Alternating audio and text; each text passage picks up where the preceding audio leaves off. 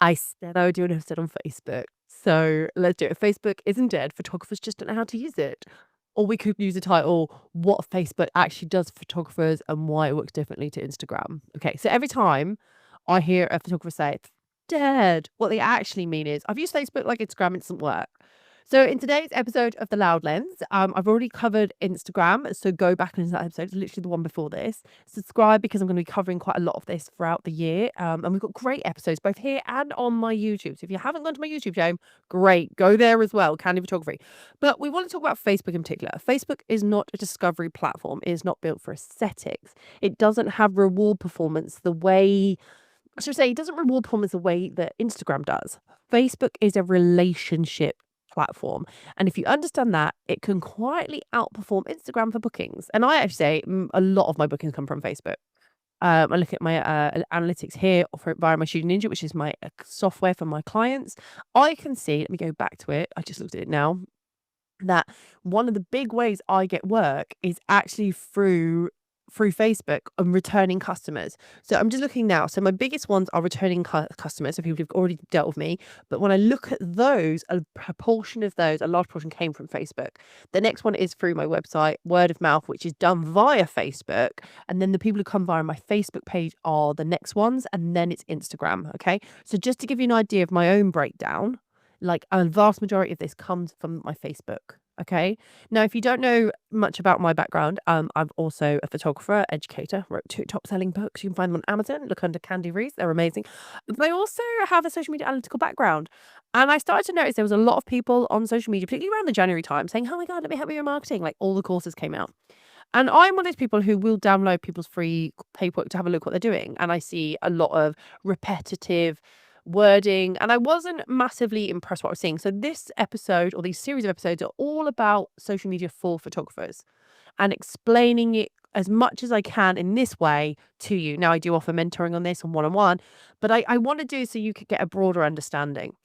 So today we're breaking down what Facebook is actually good for, how photographers misuse it, what interaction really means on Facebook, how trust and authority are built differently here on this platform, and real examples of content that work for specific photography niches or niches, depending on where you were listening to this from.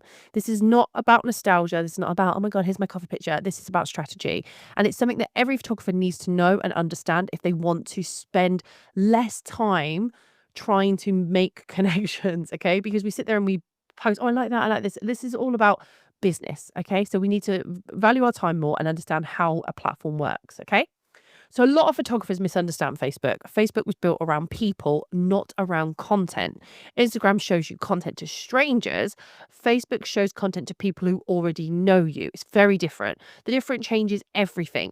Facebook prioritizes conversations, familiarity, time spent, repeated interaction. What means, so shall I say, well, essentially, this means that Facebook doesn't reward a polished looking grid, constant posting, and chasing trends, because it doesn't. Now, please understand, Facebook and Instagram got into bed together and they have their happy little life.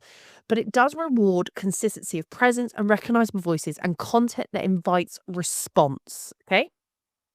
So let's translate Facebook language more properly so that you can understand what it means. So when you hear people say, oh, you need to increase your reach on Facebook, well, what does that actually mean? In the most part, it means how many people already know you saw this, okay? So how many, is that the right way of, it's kind of like, how many people who already know you saw this, like how many people have seen this? It includes how many followers, friends, and group members. How many people have looked at what you've done? Low reach on Facebook is very normal. I don't want you to feel like, oh, my reach isn't great, but we should be trying to push it a little bit, okay? But when someone sees your content, it should carry some weight for them, okay? And it does carry weight on Facebook. Facebook reach equals familiarity. It's not about fame. They recognize you, okay? And they know what they're doing. So they get a sense of familiarity about you. But like on Instagram, we talk about interaction and engagement, okay? Same on Facebook. Facebook values comments, replies within comments. So the unique thing about that is you can reply a bit more. Long comment threads. So when people are really commenting and really getting involved, shared posts into groups and personal timelines. So if someone sees your great picture and they share it on their timeline, amazing. If they then share it in a group, amazing. A like means very little on Facebook, in my opinion. A comment means this made me think. A reply chain means this conversation matters. And Facebook wants people to stay inside their platform talking, however means that is, sharing, commenting in other groups, but they want you to stay on the platform. Okay. So then you want to go, how is trust built on Facebook? Okay, because I've done my page and I put some pictures up at Khandie, but I'm not getting people to trust me enough to book me. Trust on Facebook is proximity based. People trust you because they see you regularly. They see you, basically, you sound consistent. You're constantly posting, not consistently, but when you do post, you're constantly posting in the same tone, the same style. They understand it. And they see other people interacting with you publicly. Facebook trust is social proof in motion. If someone sees your name repeatedly and sees people engaging and has familiar conversation with you, they feel safer around you. Okay. So this is why I always say if you have a Facebook page, when you have a Facebook page and you have a profile, make sure that your profile at least has your job title, photographer in your portfolio, so you can see that to a stranger. A lot of photographers will comment in groups, and I'll click on their name to go to their profile, not their page, but their profile, and there's no link to their page. There's no mention of their page. So I'm like, well, who are you? You tell me a photographer, but I can't find you. It's this is a big, like, one of the biggest things I see photographers do. They don't have it advertised on their page that they're a photographer. Like, have it in your portfolio so that a stranger who locks onto your portfolio can see that you're a photographer and it links to your page. The other thing I do is often join groups as my page, so I can comment as my page as well. So there's ways to get around it, but for me, I want to see that consistency, that I can find out who you are very quickly if you are wanting me to build trust with you. Because if you don't want to share that with me, why would I share anything with you? Okay. So there's something to look at. Now, authority on Facebook is not polished. It's very much a clarity. It shows that you can answer questions well publicly. You can explain decisions, share experience without posturing like, oh my God, I'm amazing. Look at me. I'm really cool. And you're helpful without selling. I see a lot of people doing this last one, pretty badly in Facebook. Someone will say, oh, I'm looking for a photographer for this. And they'll be like, yeah. Okay, I'm a great photographer for this is what I do. That's great. Photographer, they've asked for that. But when someone says, I'm struggling with my photographer, they haven't got back to me, do you have any advice? And people go, oh, if you get stuck, just hire me. That's not what they're asking. That actually makes you look a bit of a douchebag to other people and possible clients. Instead, what you could have said, hi, I tell my clients in my contract, like what my return times is or how long I'll be. Perhaps look in your contract. Any problems, drop me a message, see if I can help, if you're interested in helping them further. But what you notice how my response is talking about what I do and make it relatable to the client. I'm not selling her me, okay? Or she's not even my client, but the person posting. A lot of people just jump on and advertise themselves and just sell. It doesn't offer very good feeling to anyone in that group. Okay, authority on Facebook needs to feel very conversational, very natural, not just shoving your sales pitch down their throat. Now, there are many pitfalls photographers do fall into. So they post like it's Instagram. Pretty images with no context die on Facebook. Facebook wants explanations. They want a story. They want an opinion. You can't just tell people why. You can't just tell people, like, here's a picture. You have to, if you don't tell them why that picture is there, Facebook doesn't push it. Okay. There's this thing on Facebook groups, particularly, where people will say adding a photo so the comment doesn't get lost because it works. People want pictures to look at, but they want context with them.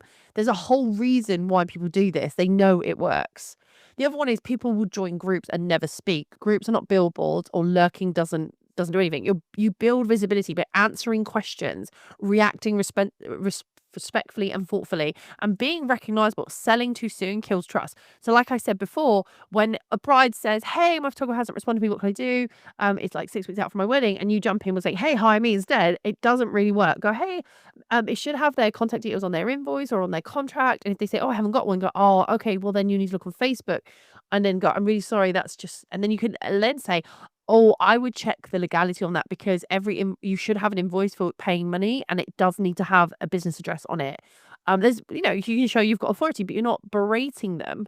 You're showing your education and your knowledge. Okay. I see this so often in groups, particularly when I also see, this is something that maybe you don't agree with, but I definitely don't like seeing. So if there was an actors group, right? And on a certain Sunday, you're allowed to do Headshot Sunday, I think it's called.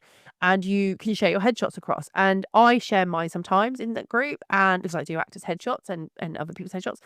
And every now and then there's a photographer who jumps in that group, who's also a headshot photographer, who will then give feedback on other photographers' work in that group.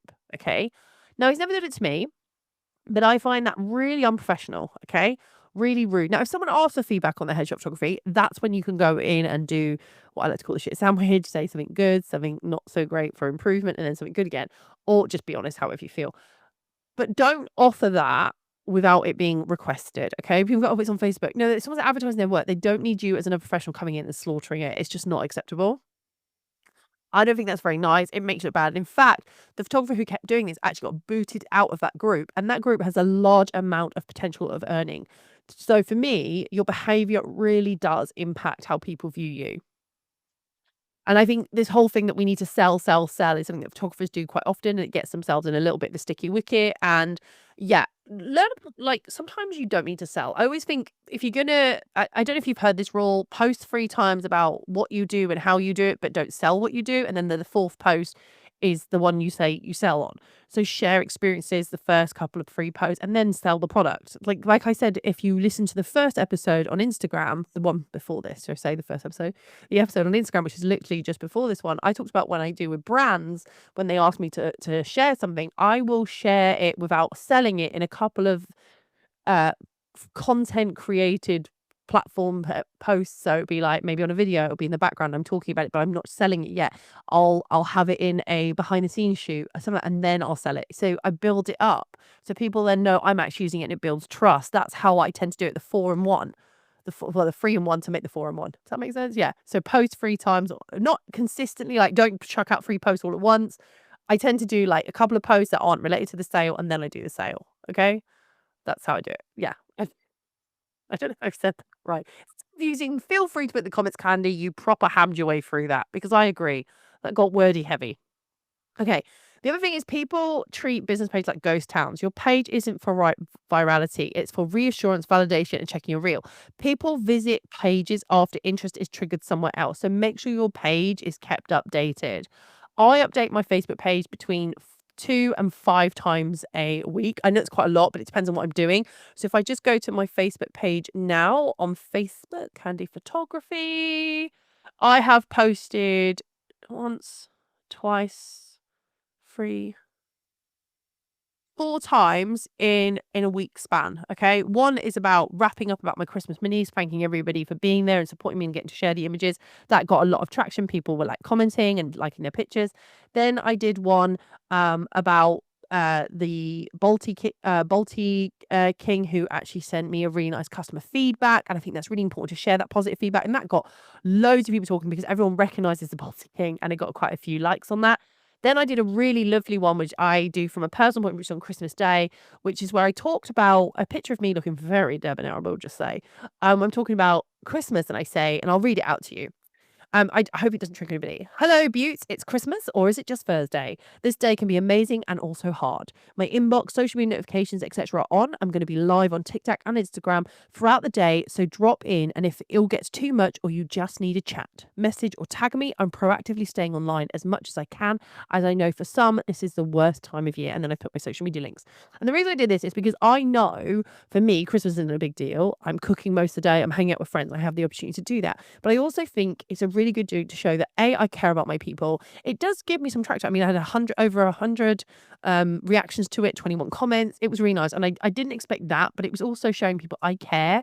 And I'm aware of mental health because that's something I do talk about quite a lot, about self-belief, self-care on my pages, even though I'm a photographer. And then the next one was preempting the Christmas engagement and the New Year one. So I shared some, it's been 12 months of ideas. And this year I've shot so many weddings from the riverside, the canal boat. It's so lovely. It's your vibe, your memories. I shared some pictures and it's got some really nice love. And people have been like, oh, there's my wedding photos. You know, that's been good. Okay. So that's what I'm sharing, right? Notice that I'm not selling anything yet. Okay. I will just say that wedding one was a subtle sell at the bottom. But yeah, I'm not selling anything too much just yet. But again, like I said, 4 posts. 3, 4 posts before I sell anything. So the next one is a sales one, obviously. You need people visit your page because they've seen you do something and they want to go there. So make sure that same vibe of you commenting is shown on that page, okay? So what does actually work on Facebook? So for example, wedding photographers. Let's just choose you guys because a lot of you get a lot of work on there. Content that works. Post explaining how you handle nerves on the day for a bride or a groom. Stories about problem solving at weddings. Posting maybe about common fears, timelines, rain, awkward families. I remember doing a post once where the couple had taken a picture of me carrying a guest by their request and with their permission across some gravel paths because she had Louboutins on the red sole. Very expensive. If you don't know what they are, they're very, very expensive shoes. Like I could never justify getting them, honestly. Also, I've got feet like boats, so that I don't think they make them that size. And I value my ability to walk because they are extremely high. And everyone who's ever worn them has told me they're painful. Anyway, so the picture is me carrying this across, and I put it across going, sometimes you get asked to be the carrier, and I just do it. Context of this carrier is with permission. The guest had some really expensive shoes on and couldn't get to the ceremony without scuffing her shoes. I felt really bad, so offered her as a joke I could carry her, and she agreed. And here we go. People were coming, loving it, loving it. Mad. And there's also a video of me a little couple of years ago at my wonderful friends Joe and Dana's wedding, where I'm dancing while they're having their videography swoop round of them kissing taken, right? And I'm in the back vibing to the music that was playing. And I put that up and goes, because sometimes your photographer just vibes with exactly the whole day. Got real good traction. People were like, I love this about you. And people were booking me because they saw I was happy. I was wearing an outfit that was a little bit ostentatious because it was my friend's wedding. So I was able to wear like my tartan suit and everything. People loved it all. It was very lovely. And it got me traction. So again, problem solving could be, don't worry if it rains, this, and this, or sometimes just embrace the rain. I talk about this stuff. I talk about this. I'm not just a wedding photographer, so I don't just do wedding photography. So on that note, let's talk about family and portrait photographers, okay? Content that works, post normalizing chaos, explaining how kids behave in sessions, showing empathy for parents. Facebook parents respond to reassurance, not perfection. I actually spoke about this very, very recently in a reel on my Instagram that I then shared onto my Facebook. So it's, they are linked up. And it was about the fact that I was pretty shocked how many parents were not able to book their send children into sessions. And it really, really upset me because there are many children out there who deserve the right to, well, everyone deserves the right to be able to be photographed. And I put it up and I got so many parents saying, thank you for doing this. And they actually wanted to book me. And as it turned out, I sold out 2 more days of mini sessions for send children. And it was just lovely that parents said, I don't want to shame. I also talk about like silly things, like the things I do to reassure children. There was a parent shared a Facebook post about me. I didn't actually get to see the original post, but someone described to me because it was on her profile. Of me laying down with her son on the floor, playing with the sparkly lights on the ceiling to reassure him it was okay. And she said, this is why we trust Khandie as a photographer. And I obviously I've never saw this post, but someone described it to me and it got shared in a couple of the groups I'm a part of. And then people were booking me saying, we heard this, you did this. We love that you did this. Can we book you? Do you see now how it can build traction? And that's when I say referrals on Facebook, all of this sort of stuff happens. Yeah. Okay, but maybe you're a boudoir photographer. And boudoir, we know, Facebook in particular likes to strangle that breach, doesn't it? They don't want to see no booty shots. So content that works, confidence-led posts, explain privacy and boundaries, client experience breakdown. It is a very powerful place for safety-based messaging. So you can say, I don't share your pictures online unless you give us permission. Even then, they'll be anonymous. I'll crop your head off. I'll do this. I'll do that. You can talk about how to pose without feeling uncomfortable, the boundaries you impose, like you'll send Pinterest boards about how they feel comfortable. I'm literally running now a boudoir session. I've just released it about, this is not, this is about you enjoying yourself. This is voyeuristic in its approach. So there's no eyes to the camera. It's you get to feel more relaxed. It feels very more natural. Like I'm not there, although you're in a studio, and people are already loving it. I even changed it from boudoir to calling it the gaze, and so as in like gazing at her, and people loved it. And I've got bookings already. I only released it yesterday. I've got bookings for it. And it's just like a little mini session. But honestly, it got people talking about it. They're like, oh, actually, I much prefer this rather than the cheesy boudoir. That's their words, not mine. And it just got work for me. But then maybe you're a commercial and branding photographer, which also I am. Obviously, I've drawn these from examples, okay?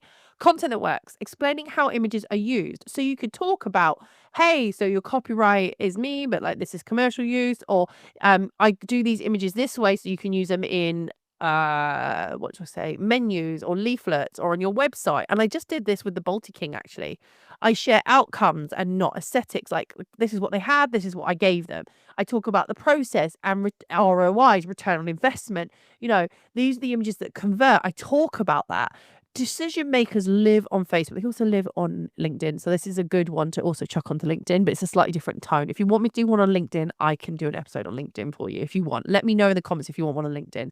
I'm choosing the two most popular though, that I found for photographers. So this is all about like connecting with them and showing them that you understand. So when people book a branding photographer, they just don't want pretty pictures themselves. You need to talk like you understand branding, conversions of images. Like let's boost your conversion rate so people jump on your profile, see that picture, and they want to talk to you. You understand that, and that's what you talk about. It makes sense then, okay? So how do you interact though on Facebook strategically? You should be commenting with substance, not just waffling. Like actually back up what you do, maybe linking it back to your own YouTube video, linking it back to podcasts, which is something I often do here, linking it to articles you've read or things that you know, or back to your page, say, hey, this is an image that I did with this. One of the things I share quite often is people always ask about spotlight photography and how you do it. And I literally did a video, a very clunky video, and I share it. It's one of my most viewed videos on my YouTube. It's not the most amazing, but because people are always asking, I'm able to share it back. And then people like message me, go, hey, can you show me how to do this? I'm like, yeah, no worries. Here's a video. And then I get subscribers and I get people messaging me and going on my channel and looking at my pictures. And suddenly I'm showing that I have some level of authority.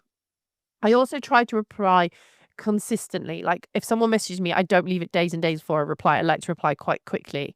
I tag thoughtfully. Like I know a lot of people out there just tag everybody, but I tag if I do photos, I tag sometimes. If you can see the brand that I'm using, I'll tag them. But I also tag any group that it's relevant to or the business it's relevant to particularly.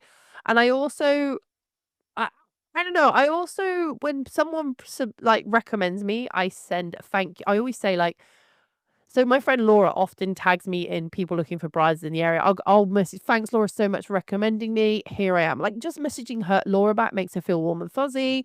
I mean, she's my mate, so it helps, but also just showing that I acknowledge where I've got my lead from is really important. And it shows that people see that I care and I take notice. All of this builds familiarity. Familiarity leads to trust. Trust leads to inquiries. At the end of the day, I want to sell my business. So here are stats that actually matter on Facebook. Again, Instagram has its own stats that matter, but this one, ignore likes and reach obsession. I'll be honest. You don't have to forget them, but just ignore them and pop them for now. Watch watch comment volume. How many people talk? How many people then talk within that talk? So if someone comments and you reply, do they reply back and then you have a conversation, within the comments? That's great. People who repeatedly comment on your stuff, that's always good, always lovely. And how many people share it?